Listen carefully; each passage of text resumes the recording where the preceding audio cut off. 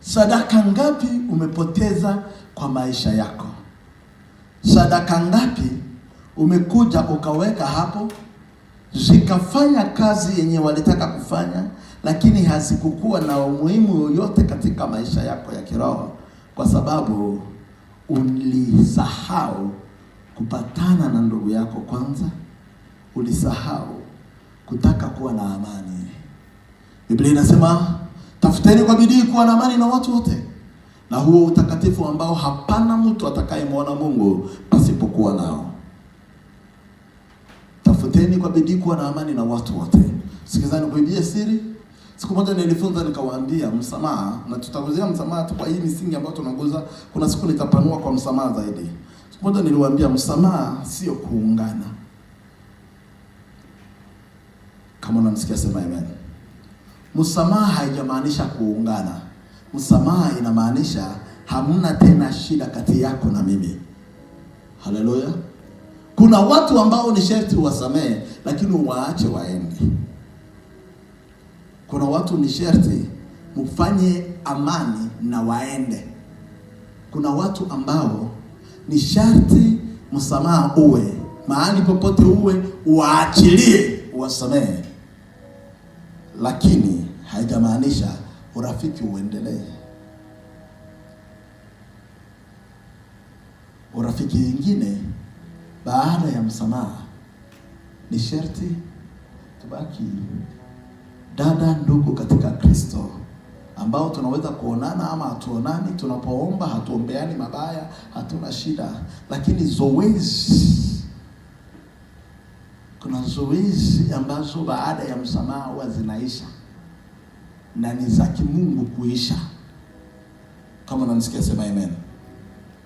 Yesu anasema enda kufanya amani na ndugu yako. Hajakwambia enda kuendelesha urafiki na ndugu yako. Enda tu kufanya amani, hakikisha mumeachana na amani, alafu uendelee kuja kutoa sadaka yako. Hasira. Acha tuangalie neno hasira. Biblia inasema nini kuhusu?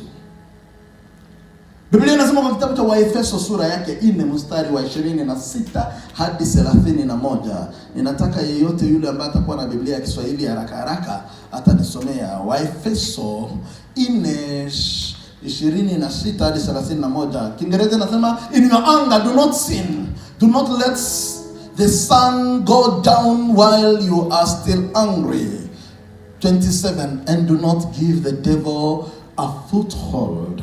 28. Anyone who has been stealing must steal no longer, but must walk, doing something useful with their own hands, that they may have something to share with those in need.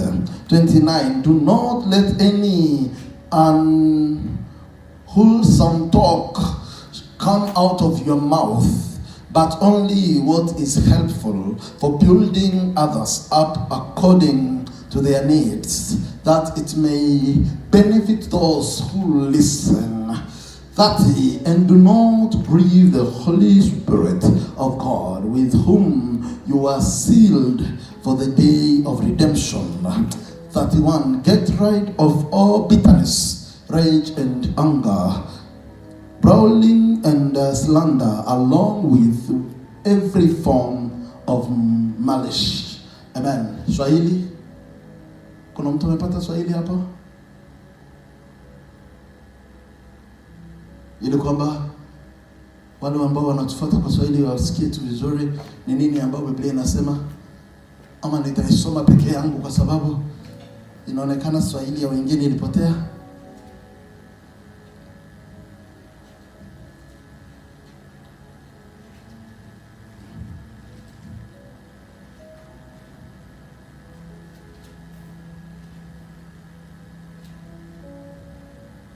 Waefeso 4 kutoka 36 kutoka 26 hadi 31. Tuanze 25. Basi ivueni uongo, mkaseme ukweli kila mtu na jirani yake, kwa maana tu viungo kila mmoja kiungo cha mwenzake. tuanzie kwanza hapo. Ivueni uongo mkaseme ukweli, kila mtu na jirani yake. Kuna mtu ambaye hata saizi tuko mbele za Mungu, lakini ukimuuliza swali atakudanganya. Hata mbele za Mungu anasemaga uongo, lakini bado ni Mkristo na anampenda Kristo. Nasikia mwingine anakuambia this is not a lie, this is a white lie. Ishi uongo, aka nika uongo tu kadogo. Anyway, tuendelee. Muwe na hasira ila msitende dhambi. Inamaanisha nini? Kukasirika, tutakasirika, lakini tukiruhusu hasira itufikishe kwa kutenda dhambi, basi tujue ya kwamba haijalishi ni nani alitukasirisha na ni nini litukasirisha, hasira yetu ikitutendesha dhambi, sisi tutahukumiwa, si kwa sababu tulikosewa, lakini kwa sababu tulibeba hasira hadi kawa dhambi. Sasa utajua ya kwamba watu wengi wako sahizi na vidonda vya mioyo kwa sababu wanasema hata Mungu anajua ya kwamba alinikosea. Hata Mungu anajua alinikosea. Na ni sharti ijulikane wazi alinikosea. Hasira yako ikienda viwango vya dhambi, jua ya kwamba neema ya Mungu haiko juu yako. Naomba Mungu atupe nguvu ya kushinda hasira kabla haijaenda viwango vya dhambi. Kama unanisikia sema amen. Kila mmoja, sote ni viungo vya mwili. Muwe na hasira ila msitende dhambi. Jua lisichwe na uchungu wenu bado haujatoka. Kusiwe asubuhi na iwe jioni kama uchungu wenu haujaondoka. Swali ni hii, wewe yako ni ya siku ama ni ya miaka? Kuna mtu mwenye na hasira ya miaka 2 imepita hapa. Kuna mtu kuna hasira kwa maisha yake kwa sababu alikosewa, na ukimuuliza ulikosewa siku gani? Mimi sikumbuki tena ni siku gani, lakini bado ngali nahisi uchungu ni kama ni jana. Amenikosea mpaka ngali nasikia ni kama vile ingali inachemuka. Usiwe na hasira kiwango ya kufanya dhambi. Kama unanisikia sema nasikia. Mungu anatuitisha kama Wakristo kwa misingi ya Kikristo tuwe na uweza wa kushinda hasira. Tuwe na uweza ya kuenda viwango vya kuishinda hasira ya maisha yetu. Haleluya. Mara ngapi tumeshindwa na hasira? Mara ngapi tumekuwa na uchungu viango vya kimaajabu mpaka ngazi zingine zinashindwa kueleweka? Sikiza nikuibie siri. Kwa saikolojia wanasema ya kwamba hasira ya mtu ikitoka asubuhi mpaka jioni unakasirika, kwa maisha yako unapoteza siku 21. Kwa maisha yako ya kuishi, ukiweka hasira ya kutoka asubuhi mpaka jioni, unapoteza siku 21. Halo, unapotezaga masiku sana. Unajua umeshapoteza masiku ngapi? Tukicombine mahasira zako za miaka na kila siku ni 21 days, umeshapoteza masiku ngapi? Angalia jirani yako, mwambie Mungu akuokoe na hasira leo. Mungu atuokoe na hasira kwa jina la Yesu. Ndio kwa maana Yesu akagundua ya kwamba watu wanakufa vijana kwa sababu ya hasira. Watu wanakufa kabla hawajaeneza umri kwa sababu ya hasira. Paulo akaandika akasema ya kwamba msiruhusu hasira yenu ipite mpaka jioni. Kuna hata mtu yuko hapa kwa sababu yuko na hasira, yuko naomba Mungu auwe jirani yake. Ngori meshaja, unajua tu mimi nitamwonyesha kimbi that mimi naombaga Mungu, mimi nitamwonyesha naomba Mungu. Habari mtumishi wa Mungu mchawi.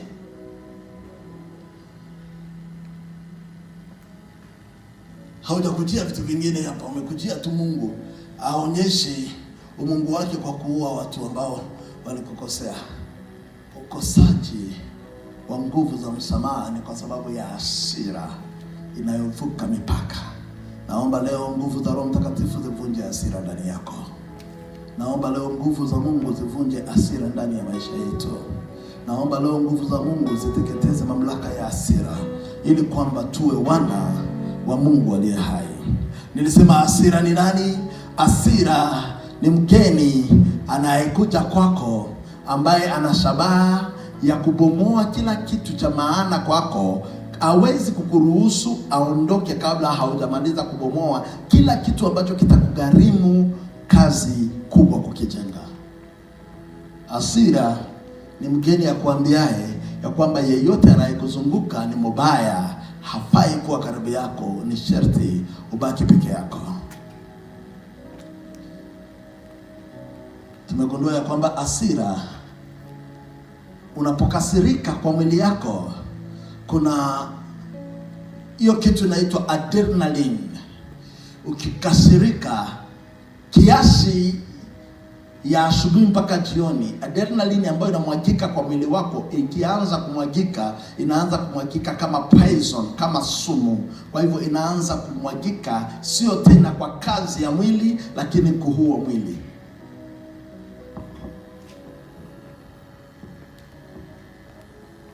Hasira ni huyo mtu anayeishi ndani yako, ambaye huwa kila mara anakuambia usipojibu utaonewa. Ni huyo mtu anakuambiaga ukinyamaza atakuzoea. Kwetu wazee wanazoea kusema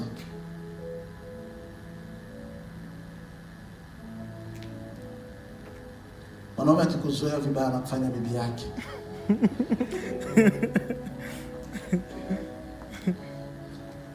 Maana inamaanisha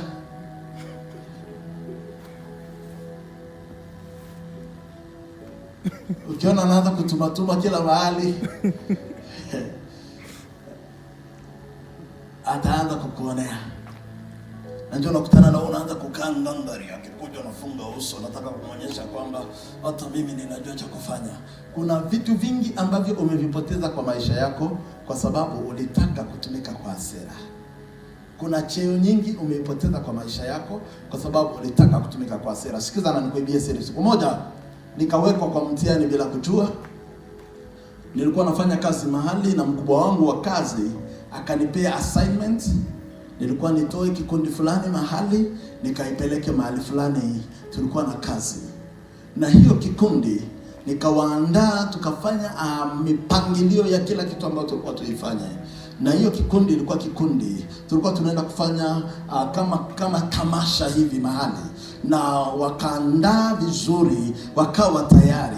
Ikafika Saturday, tutaenda Sunday. Ikafika Saturday, nikajua kila kitu kwa salama, ninaenda, najua tu nitachukua bahasha kutoka hapa nirudi hapa na mambo yawe sawa. Nikaenda, nikafika mahali. Nilipofika kuchukua bahasha, administrator akawa amefunga ofisi. Nikauliza amekuja leo? Wakaniambia hata jana hakukuwa. Nikasema alienda wapi? Wakaniambia alienda, iko kwa leave, atarudi Monday. Nikasema kuna chochote aliniachia? Wakasema hakuongea hata kukuhusu. Nikajaribu kupigia mkubwa kumuuliza, mkubwa sasa nauliza ikiwa ninaweza kuwa niliwaziwa mambo mazuri. Mkubwa akaniambia acha nikupigie. Na nilipokata simu ikawa mteja. Nilipopiga ya kufuata wakaniambia mteja. Nilipoenda kuulizia sekretari wake kumuuliza mkubwa yuko wapi, akaniambia amesafiri nje ya nchi, atarudi Monday. Nikaangalia watu wenye ninataka kupeleka, nikaangalia kila kitu. Mtu ambaye nilikuwa nimeambia atanipea gari ananipigia simu ananiambia ninangojea deposit. Akaambia usiogope, kuja tu nitakupea deposit mapema tu kabla tuondoke. Akaniambia, unajua siwezi kuondoka bila hiyo. Nikajiuliza kama nitakata kucha zangu nizifanye deposit, nikashindwa. Nikageuza akili, nikashindwa. Basi kaja ikasimama hapo. Watu wangu ambao nitaenda nao wako tayari, wametoka tayari, wanakuja kukutana na mimi, twende.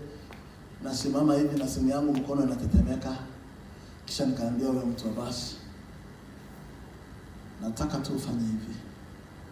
Nipatie tu ruhusa twende mimi na wewe mpaka mahali tunaelekea. Alafu tukiwa huko uniamini nitakushughulikia. Watu wangu wanaambia kila kitu sawa, nikamwambia kila kitu sawa. Nilikuwa nimewaidia kukula lunch. Wanajiuliza hiyo lunch sasa anatoka wapi? Watu wananiangalia wananiambia sawa, tuishie bwana, tuishie. Tukaingia mahali tulikuwa tunaingia, tukaondoka. Nikajua kama mtu wa basi amenikubalia lunch tutajua. Tulipofika mahali tunaenda kufanya tamasha, nikasimama hivi. Nikaenda nikamwambia mtu mwenye alikuwa anauza chakula, nikamwambia, patia watu chakula, wakule washibe alafu nitakulipa. Akaniambia, kama wewe hamna shida, acha tuwashughulikie. Wakakula. Wakamaliza kula. Wakaniambia tuko ready kwa tamasha. Nikamwambia ingieni kwa madhabahu, fanya kazi. Wakachapa kuchapa. Walipomaliza kuimba wimbo ya mwisho, administrator akafungua simu. Na mkubwa akafungua simu. Akaniuliza siku imekuaje? Nikamwambia ya baraka sana. Akaniambia tutumie namba ya kila mwenye anataka kulipa tutamlipa. Tulikuwa tunataka tukupima kuangalia ngazi ya uongozi wako, ikiwa unaweza kuwa challenged ama unaweza kupewa changamoto ukatupa chini ukasema wakae na vyao, sijali wakae. Lakini tumeona wewe ni kiongozi mzuri, kwa sababu hata mahali ambapo haujapewa kenye ulifaa kupewa, bado ulifanya kenye ulifaa kufanya. Mara ngapi kwa maisha yako umesema wakae na vyao? Mara ngapi kwa kazi zako umesema after all I am not paid for this, huwa silipi kwa hii, kwa nini wananionea, kwa nini wananitesa? Nilikuja kukwambia hiyo yote haikufanyi kuwa kiongozi shupavu. Hiyo yote inaonesha ngazi za hasira yako. Usiku wa leo Mungu akuwezeshe uwe na akili ya kutulia hata katika moto. Kama unanisikia sema amen. Uamuzi mwingi tunaufanya vibaya kwa sababu tunafanya uamuzi wa hasira. Mambo mengi tunashindwa kuyapanga kwa maisha kwa sababu tuliyaongelea wakati tumekasirika. Mambo mengi yameenda komba kwa maisha yetu kwa sababu hatukuruhusu nguvu za kimungu ziende zidi ya hasira yetu. Hatukuangalia mpango wa Mungu kwa yanayotokea. Hatukuangalia ni changamoto gani tunawekewa. Tuliona tu ni hasira na kuonewa na kudharauliwa, tukafanya vituko, tukaharibu mambo. Usiku leo Mungu anataka uende juu ya hasira ili kwamba uwe Mkristo kamilifu. Kama unanisikia sema amen. Watu watakukosea, watu watakutesa, watu watakudharau, watu watakuonea, watu watakugeuka, wengine wataongea nyuma ya mgongo, wengine wataongea mbele ya macho yako. Kenye kitakufanya uwe na uhodari wa kuendelea ni nguvu zidi ya hasira. Haleluya. Wakati unapokasirika huwa unafanya nini? Kwa lugha yangu ya mama wanasema, ukitaka kuongea zungusha ulimi wako mara 7 kwa kinywa. Halo. Wewe hata umojage hata kuzungusha mara 1. Unanijibu na kujibu. Umeniita umbwa, wewe ni umbwa kubwa. Naomba Mungu atupe rehema zote kwa jina la Yesu. Msiache jua itue kama hasira yenu haijatulia. Msiache jua iondoke kama hamjaondoa hasira. Inamaanisha nini? Jua ikitua utakuwa umempa shetani nafasi. Biblia inasema kwa 27 ya kwamba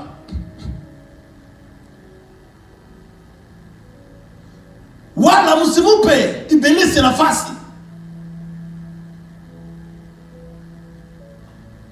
Mara ngapi umepea shetani nafasi? Kwanza unasikia mwingine anakuambia mimi nitaterekeza kwanza Ukristo kando, nidili na yeye, alafu nitarudia baadaye. Ni kama unakuwa umeuvaa, unajua kuutoa na kuvaa baadaye. Mimi nitaweka kwanza Ukristo kando, nitadili na wewe, nitakunyoosha, alafu nitachukua baadaye. Nikasikia mwingine ananiambia I will give her some holy slaps. Hey. Nikasema hizo nazo ni gani hizo? Aseme kofi takatifu. Hey! Jamani, tuna misemo huko nje.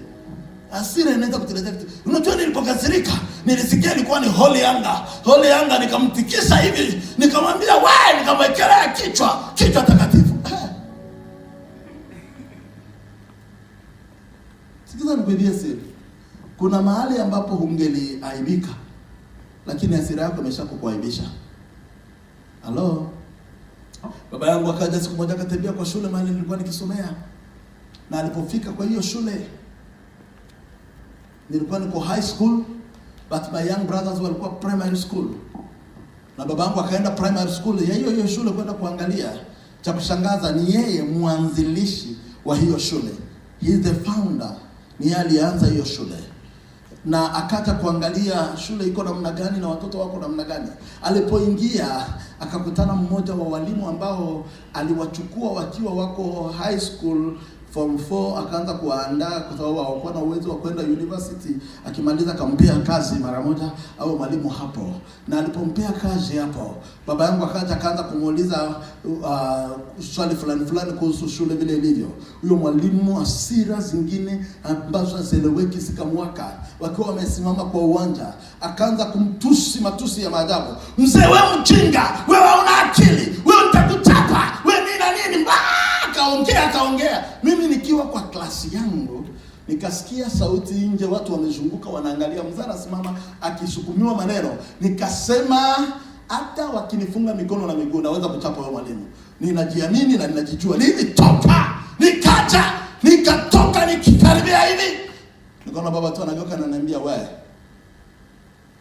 rudi mahali unatokezea. Nikamwambia mzee, huyu hawezi kukukosea heshima nikiwa. Nitafunza. Baba kananiambia wewe, nasema rudi mahali unatokezea, na nikikuona kwa hii uwanja utashangaa. Ondoka! Wenzetu wote wakaona, walijua ninakuja kumaliza mwalimu. Lakini mwenye ninakuja kusemea ndiye ananifukuza. Nikarudi na aibu zangu. Nikaondoka tu na maajabu zangu, nikaenda pole. Kisha mzee akabaki nasimama hivi. Nikasikia nikifika kwa mlango, nataka kuingia kwa klasi. Na hasira imenipanda mpaka sikusoma siku hiyo. Nikachukua vitabu na nikaondoka, nikaenda nyumbani kwa sababu ya hasira. Mtu hawezi kuja kuaibisha mzazi wangu hivyo. Lakini nikasikia baba anamuuliza, umemaliza niende? Kumeenda kama utaenda. Mzee akageuka, akaondoka, na alikuwa na kibagi chake kikubwa, nikafikiria hata watamnyang'anya nacho. Akaondoka nacho pole, akaenda. Jamaa akaongea. Walimu wenzake wakaja kumwambia, jamani, mzee hakuata na kuuliza swali zote tiba. Mbona umemjibu hivyo? Hapana, nilikuwa nimemweka hapa. Nilikuwa nikimtafuta. Leo nimempata. Nilibidi nimnyooshe. Akakaa mwenyewe baada ya masaa kama ile hivi. Akaja kuulizia kwa klasi yetu. Akusoni yuko akamwambia, alikasirika sana akaenda. Gai. Akarudi akaenda kwa anaingia kwa klasi huyo, anamwambia sitaki na mimi kuja kunifanya vile ulifanya mzee. Anaondoka anaenda kwa usinifanye vile ulifanya mzee. Akakosa amani, mzee ameshaondoka. Kitu kubwa ambacho limsumbua sasa ni aibu ya kwenda kumtafuta mzee amwambie nisamehe. Sasa mzee anashindwa atamwambia nisamehe. Kwani tulikosana nini? Aliteseka na hiyo aibu yake. Lakini ilibidi ananunua kuku, anakuja anajifanya, anafika nyumbani anasema mzee ndio hivyo nilikuja kusema nisamee. Mzee anakata hapo anacheka. Shanza anamwambia kijana, wewe ni mtoto wangu. Nilielewa tu kama kulikuwa mtu alikuwa amekuchokoza, lakini hamna shida. Ingekuwa ni wewe, ungefanya kama baba ama ungefanya kama mimi? Ungemwambia nitakujulisha jiwe ya kwanza ya hii shule niliwekaga wapi, utajua mimi ni nani. Unajua hasira ni huyu ambaye anakuambia jibu, usipojibu hautapata nafasi nyingine ya kujibu. Na ndio kwa maana unapojibu unajinyima nafasi nyingine ya kujibu. Halo, usiku wa leo nimekuja kukuambia pinga hasira kwa maisha yako kwa kutokujibu wakati hauna amani, kwa kutokujibu wakati haujatulia. Kama unanisikia sema amen. Kama unanisikia sema amen. Biblia inasema na wala usimupe shetani nafasi, na wala usisahau nguvu za msalaba. Katika uchungu mwingi aliyokuwa nao Yesu, hakutushi watu. Yesu alipokuwa msalabani akasema neno la kwanza, Baba uwasamehe hawajui walitendalo. Ingelikuwa ni wao ingelisema Baba wanyonge waishe. Ya pili, Yesu alihurumia mnyang'anyi. Ya tatu, Yesu alisema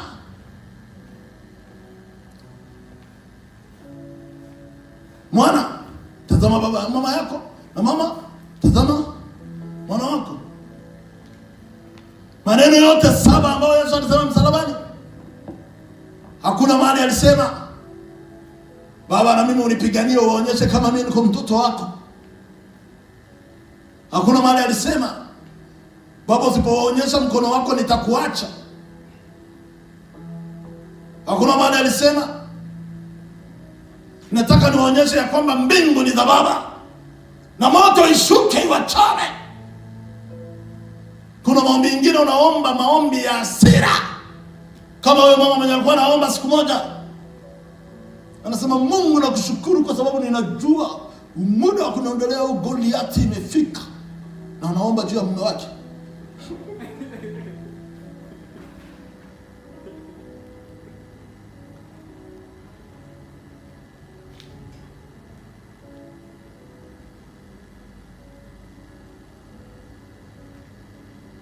Hasira itakufanya kufanya vitu ambavyo haufai kufanya.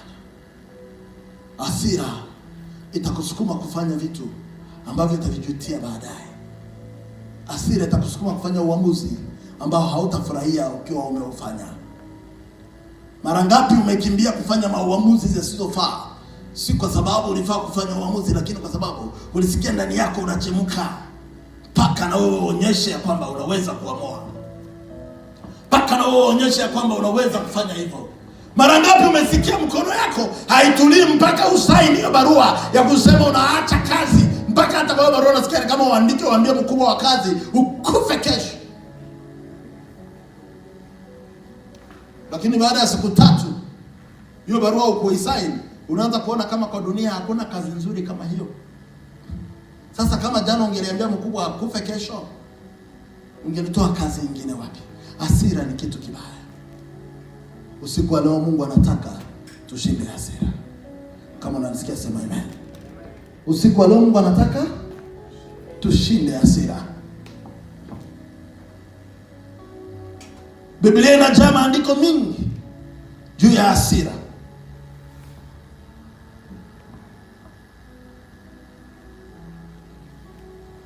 Biblia inasema kwa kitabu cha James 1:19-20,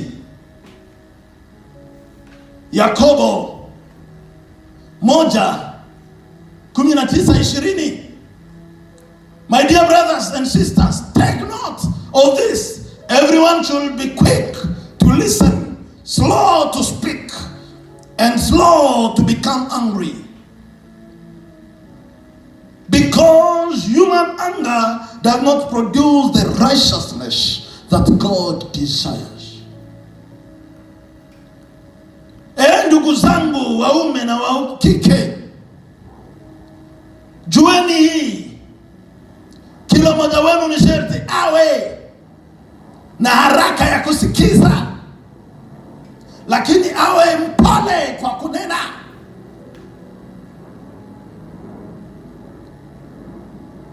Na awe na kiasi, asikuwe na haraka ya kukasirika, kwa sababu katika hasira ya mtu hapana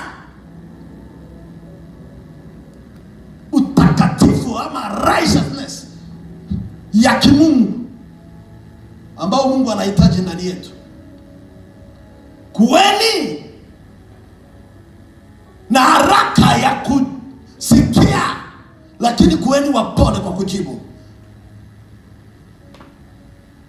Sababu yenye ilifanya Mungu anatupatia masikio mbili, macho mbili, pua mbili, lakini kinywa moja, haikukuwa ujinga. Alijua ya kwamba kwa masikio mbili utasikia haraka, kwa macho mawili utaona haraka, kwa pua mbili utanusa haraka, lakini kwa kinywa moja utasema kenye unataka. Kama unanisikia sana, nasikia. Acha kuruhusu hasira yako kuachilia maneno yanatoka. Mpaka baba mmoja akaja kaniambia, pastor, kweli mimi ningelikuwa nabii, ningeliomba Mungu achukue kinywa mke wangu aiweke hapa kwa kwapa. Nikamwambia kwa nini? Kwa sababu akitaka kuongea tunaishika hivi. Anaongeaga ovyo. Mke wangu akamwambia, wewe ndio peke yako unaongeaga ovyo. Nikasema, kweli. Baba sio hata kwa hapa tumeweka chini ya mguu. Na sawa ameikanyagia. Uliza jirani yako, wewe yako tungeweka wapi? Kinywa chako tungeweka wapi? Mwepesi wa kuongea, mwepesi wa kusema, mwepesi wa kureact, mwepesi wa kuonyesha ya kwamba unajua cha kufanya. Biblia leo inakwambia usiwe mwepesi wa kuongea, uwe mwepesi wa kusikia, lakini si mwepesi wa kuongea. Kama unanisikia sema nasikia. Chagueni maneno ya kusema. Chagueni haraka haraka za nini unakimbilia? Waswahili husema haraka haraka haina baraka. Una haraka ya kuongea. I'm sick and tired. So kuna siku Pastor Kim alituambia hapa, kuna mzee mmoja alikuwa anataka kuvaa kimsalaba kikubwa hivi Ngong Road. Na kila mara ukimchokoza anakuambia, ningekuwa sivai msalaba ningekuchapa. Wewe siku moja mimi nitakasirika nivue hii msalaba, nitakuchapa. Na siku moja mzee alifanya kukasirika, akatoa hiyo msalaba. Kisha akataka kuchapa mtu, kumbe hana nguvu, huyo mtu akamchapa. Sasa heri huyo mzee angelisahau kutokutoa hiyo msalaba. Ili kwamba asiaibike mbele ya watu. Hasira ni mbaya ndugu yangu. Hasira yako inaweza kuaibisha vitu vingi. Unajua kuna watu hawana nguvu, lakini hiyo Kristo imeshawafanya tu, unasikia sisi hakuna haja ya vita, sisi tumeelewa. Na mkisikia amesema hivyo na mnasema kweli huyu ndugu anaokoka, kumbe hana nguvu ngani. Sasa siku tu atasahau kama ni wokovu tu ndio na mwokoaga asichapwe. Ajisukumishe kama mkono hivi, wakanyonge, wachape yeye. Ndio atakuja kukumbuka, kumbe hasira ni aibu kwa maisha yangu. Wewe, kuna watu wamepoteza maboma, kuna watu wamepoteza kazi, kuna watu wamepoteza biashara kubwa, kuna watu wamepoteza mafanikio makubwa kwa maisha yao. Si kwa sababu hawana akili timamu, lakini hasira ikiwaka ndani yao inawafanya ni kama wanaenda wazimu.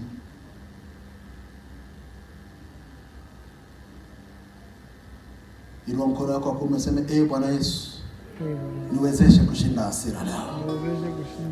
Inua vizuri, sema, Bwana Yesu, niwezeshe kushinda hasira leo. Biblia inasema kwa kitabu cha Proverbs 29:11. Proverbs 29:11. Fools give full event of their age, but the wise bring calm in the end. Nataka tuone hiyo kwa Kiswahili vile iko tamu pale kidogo. Mithali 29, Mithali 29 mstari wa 11 inasema,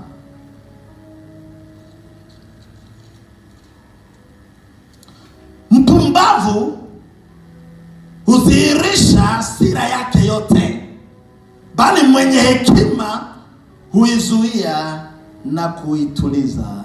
Amen.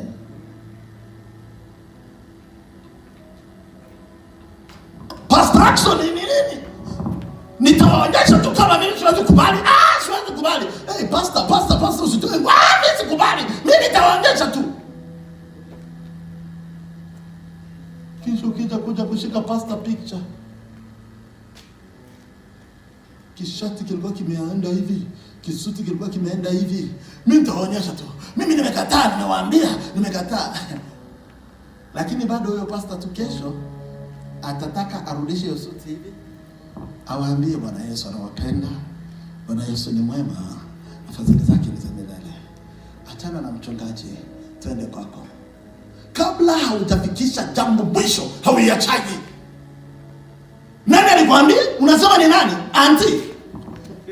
Auntie siku nikujaga kwangu nilimjuaga tu kama kwa mdomo katakuja kuleta maneno. Ni wao ulileta maneno na tena kwambia sio mimi, ni anko alisema, ngoja unakata. Anko utapigia kila mtu wa familia.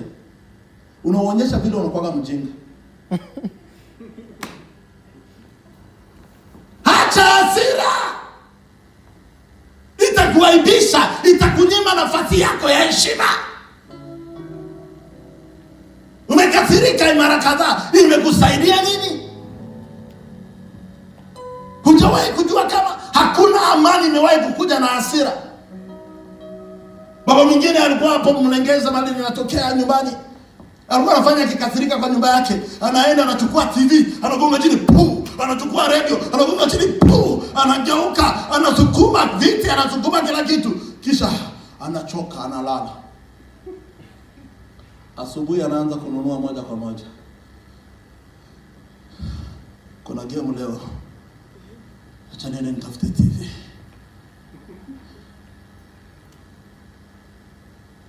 Mbona ujiweke kwa gharama za bure? Mama mwingine alikuwa mnono hivi. Kwa neighbor yangu, mnono hivi. Unajua kuna mtu mnene na mnono. Huyo alikuwa mnono hivi. Na bwana yake alikuwa kadogo hivi. Unajua kuna wabwana wengine tu unaona anatokezea hivyo, unaona huyo anavaa dharau. Kadogo hivi. Kakiingia kwa nyumba anasema, nilisema mfunge madirisha mkufunga. Mke wake anaambia, wewe unajua kazi yako inakuwa ni hu. Maana wewe ni kama dogi, unalialia na haumi. Kama wenzako wanaume wanaongeaga na kofi, wewe unaongeaga na nini? Mdomo na hakuna kitu. Ondoka hapo. Toka anasema mimi nitakuua wewe. Kana ingia kwa mke wake, kanachapa. Mke wake tu anaficha uso hivi. Kanachoka. Shaka nitaendelea baadaye.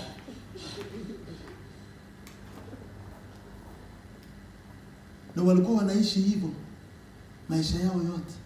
Siku hiyo baba aliokoka, anaanza enda kanisani, anakuja kwa nyumba yake, akisema kitu, mke wake hakuna tena kumwambia wewe ni dogi. Mke wake anakuja, anaanza kulia hapo, nisamehe mume wangu, nini?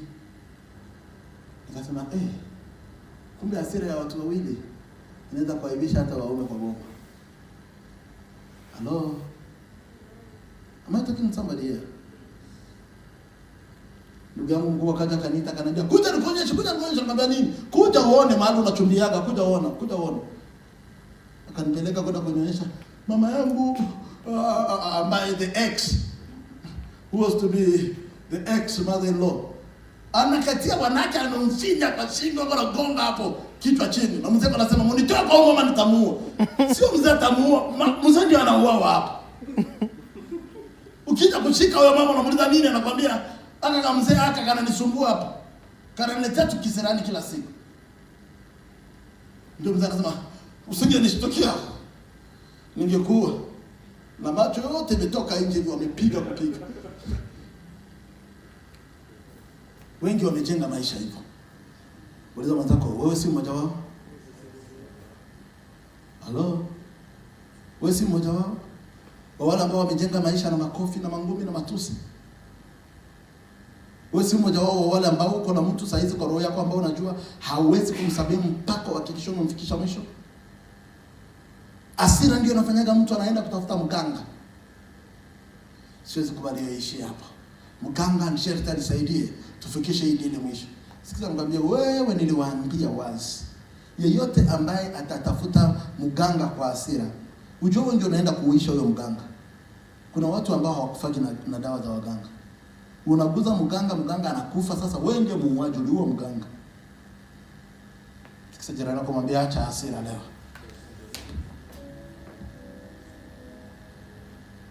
Proverbs, Mithali 19:11. Mithali 19:11 haraka. Oh, Yesu tusaidie. Ya kwanza ilikuwa 29:11, ya pili ni 19:11. Biblia inasema busara ya mtu huairisha hasira yake, nayo ni fahari yake kusamehe makosa. Amen. Hekima ya mtu ndio mfanya airishe hasira. Haleluya. Mungu akupe hekima ya kuairisha hasira kwa maisha yako. Mungu akupe hekima ya kusema ningekasirika lakini hamna haja. Kama unanisikia sema amen. Mhubiri 7:9, Ecclesiastes 7:9. Ecclesiastes 7:9. Biblia inasema usifanye haraka kukasirika rohoni mwako, maana hasira hukaa kifuani mwa mpumbavu. Usifanye haraka kukasirika moyoni mwako, maana hasira hukaa kifuani mwa mpumbavu. Mungu atuonee huruma leo. Haleluya. Mithali 15:18. Mithali 15:18.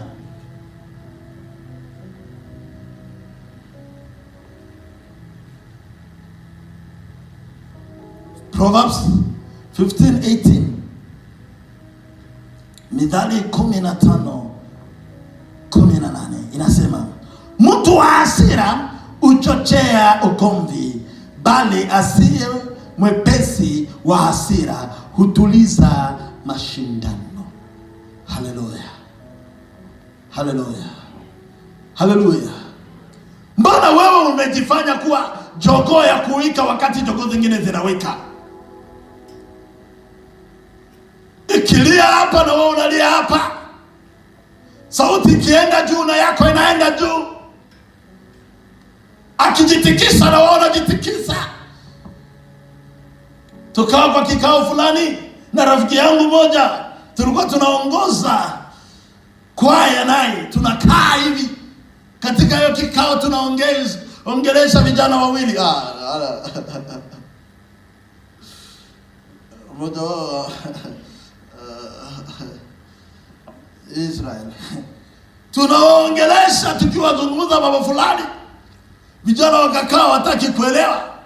Kumbe huyu mwenzangu ni wa hasira. Akaambia Israel na Johnny, vijana tunawapatia shauri kama wadogo zetu amsikie. Hii mambo msifanye tena hivi. Wakawa wanacheka cheka. Nilikuja tuko nanasimama hivi na nawashika kwa shingo hivi. Hadi kasema ataua watu huyu. Vijana akawashika kwa shingo na akawapeleka kwa ukuta, akawashikisha kwa ukuta hivi. Wakajitoa na wakakimbia.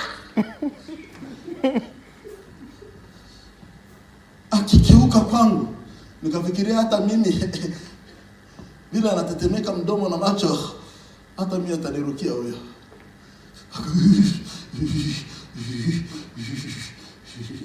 Kisha akaona tu niko na smile. Nilitaka kuonyesha kama vijana wana heshima.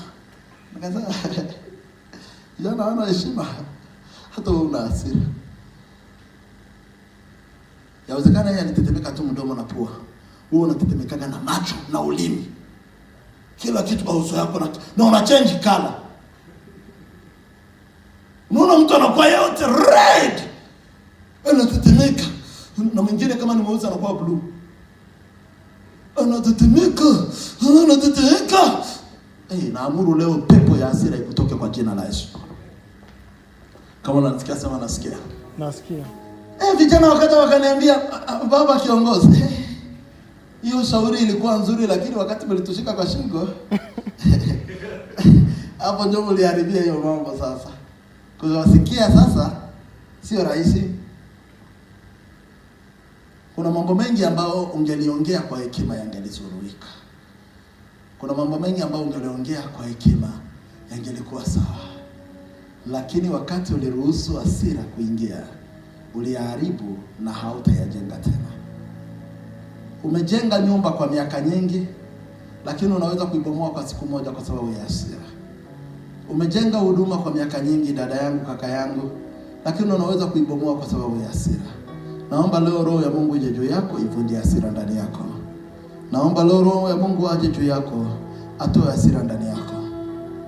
Nikasikia dada mmoja ananiambia, mama yangu mko nimemweka hapa. Tena kumweka hapa nitamwangusha hivi. Akiamuka ni mwanamke. Nikamwambia enda ambia mume wako hivyo. Kama umeshaweka mama yake mzazi hapa, utamwangusha hivi.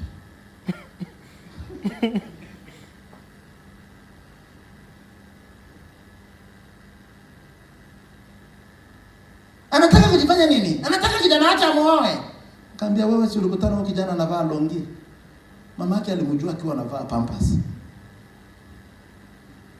Amemtunza, akamlea, akamfikisha mahali hapo. Wewe unafikiria tu hiyo urafiki ya mama na mtoto itaisha mara moja tu hivyo? Mbona huwezi kuwa na hekima? Na niambia hapana, I'm so irritated. Nasikiaga kitu inanipita. Huyo kijana akitaka kujenga mpaka aulize mama yake. Akitaka kufanya hivi mpaka aulize mama yake. Akipata mshahara mpaka atumie mama yake. Mimi nasikiaga hasira. Atumiaje mama yako Ndio anamtumiaga lakini ninadhani anatumiaga mama yake hata ingine kwa siri. Wewe uko mpumbavu mjinga. Halo. Hasira inafanya watu wanafanya vituko vya maajabu ajabu. Dada mwingine akaja akaniambia it is over. Nikamwambia nini? My marriage. Nikamwambia not mine. Akaniambia what do you mean? Nikamwambia yours. Akaniambia yes, I said mine.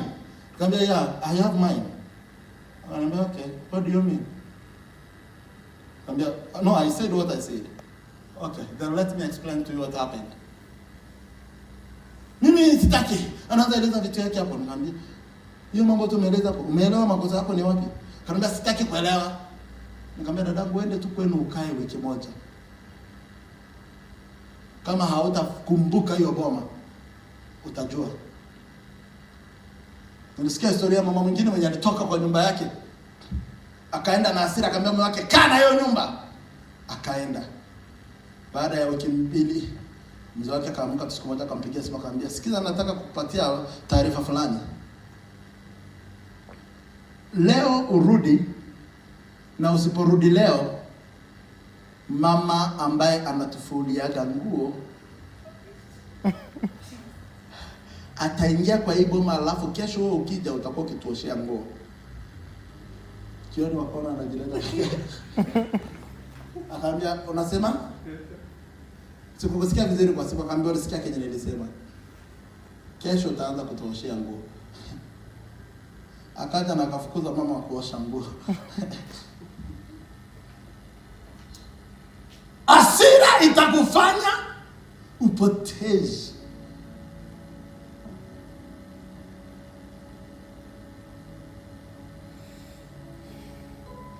Mezali 16:20-32 tukienda kumalizia. Mezali 16:32. Biblia inasema asiye mwepesi wa hasira ni mwema kuliko shujaa, na mtu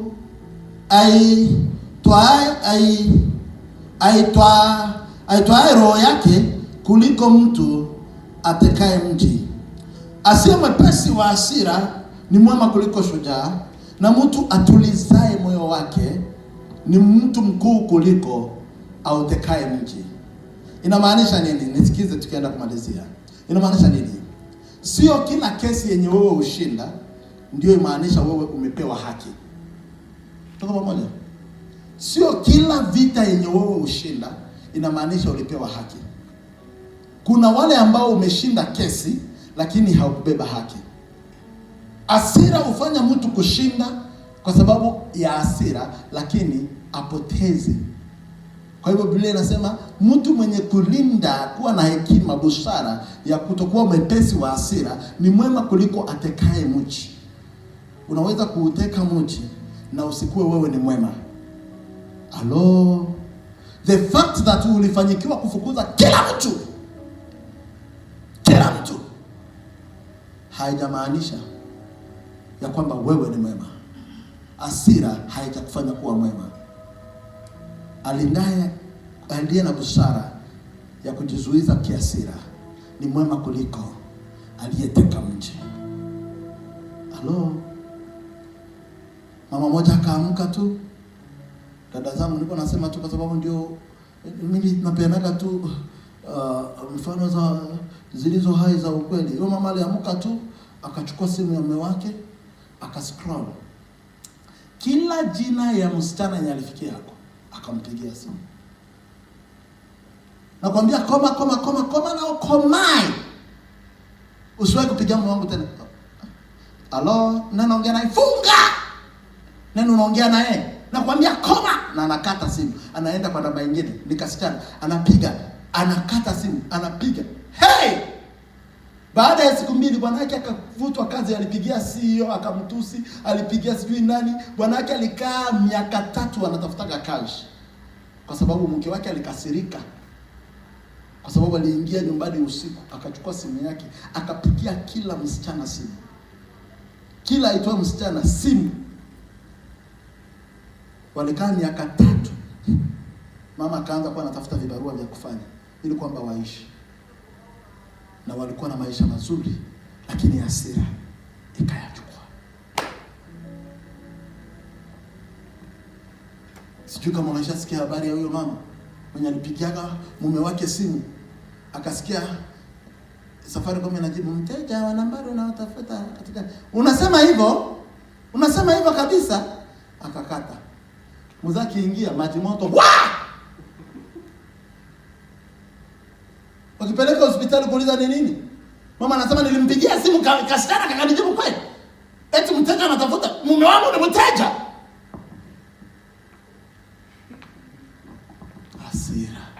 Wakamwambia dada yangu, si Safaricom alijibu? Hakuna. Safaricom ikajibu mteja. Na mbona Safaricom haiwezi weka sauti ya wanaume kwa wanaume? Hasira na ujinga na upumbavu utatumaliza. Yawezekana wewe haujamwagia mtu maji na haujaconfuse sauti ya Safaricom, lakini kuna vitu vingine ambavyo mlivifanya vya upumbavu kwa sababu ya hasira. Usiku wa leo Mungu atutoe hapa na atupe hekima kwa jina la Yesu.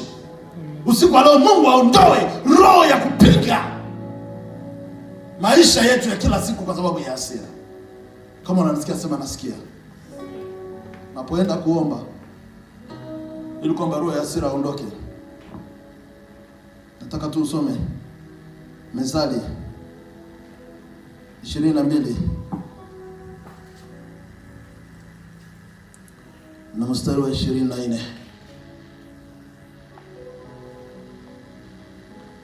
Methali 22:24 inasema, usifanye urafiki na mtu mwenye hasira nyingi,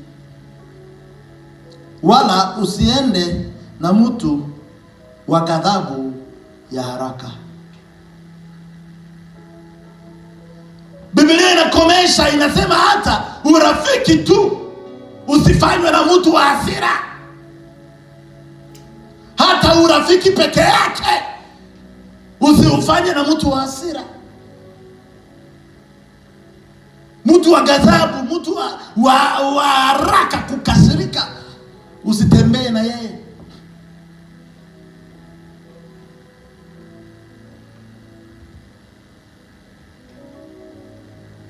Uliza jirani yako, wewe ni aje?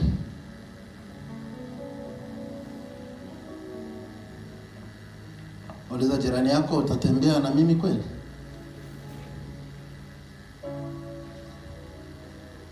Ukweli ni kwamba unajijua. Hasira iliyo ndani yako isikunyime neema ya kufikia malengo ambayo Bwana ameyaomba juu ya maisha yako. Kuna matarajio makubwa ambayo Mungu anayo.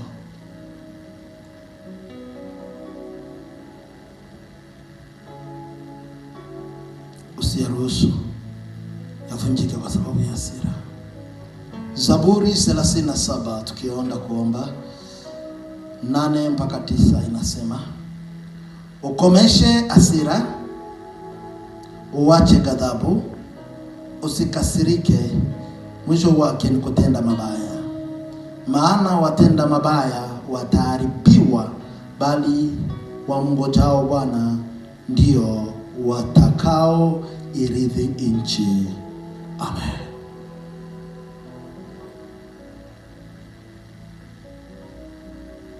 Naomba Mungu atusaidie tushinde hasira kwa hekima. Haleluya. Haleluya. Amen. Naomba Mungu akupatie neema ushinde hasira kwa hekima. Sasa nasikia mtu ananiuliza, nitafanya nini wakinikosea? Nimeshasikia kama hasira ni mbaya, lakini nitafanya nini wakinikosea? Yesu alisema tu tusamehe kwa sisi ambao hatujiwezi. Kwa sisi ambao hatujiwezi, sisi wanadamu, tusamehe 7 mara 70. Manake Yesu akaangalia Petro akaona, kwa nini ambao hamuna nguvu kama ya kimungu, basi msamehe 7 mara. Hiyo ni mara ngapi hiyo? Ukifanya 7 times 70 ni ha? 490. Gani?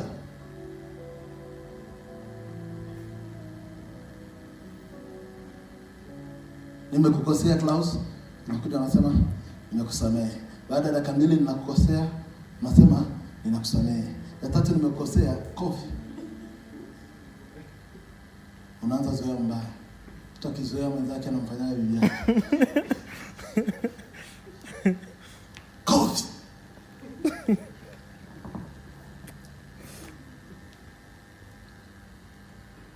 Mara ngapi umekataa kusamehe ndugu zako kwa sababu uliona ni kama inapita?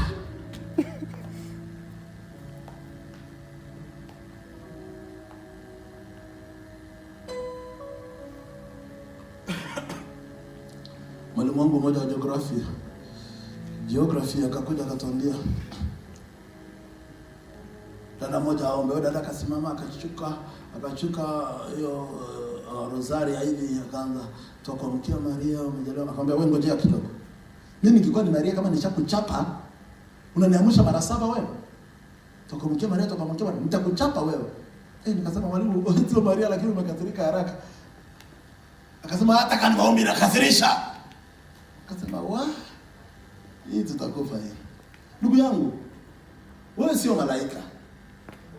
Hata wewe una mahali ambapo huwa unakosea watu. Sio wewe unakosewaga kila siku.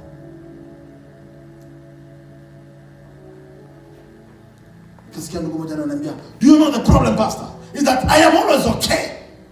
I am always okay, but he is always wrong. Ngambia, the fact that you know that you are always okay, it means even yourself you are wrong. How many times have you considered yourself that you are always okay and the other is wrong? Tonight God wants you to remove the ego that brings anger, that causes you to sin. If you hear me, say amen. Inua mikono yako mbele za Bwana. Sema, Bwana Yesu, usiku wa leo niwezeshe kuishinda nguvu za hasira, ili maisha yangu iwe ya amani. Niwezeshe kutafuta amani na masikilizano. Niwezeshe kuwa mwenye kuleta amani, ili kwamba niitwe mwana wa Mungu. Bwana, nipe nguvu ya kushinda hasira kwa wema.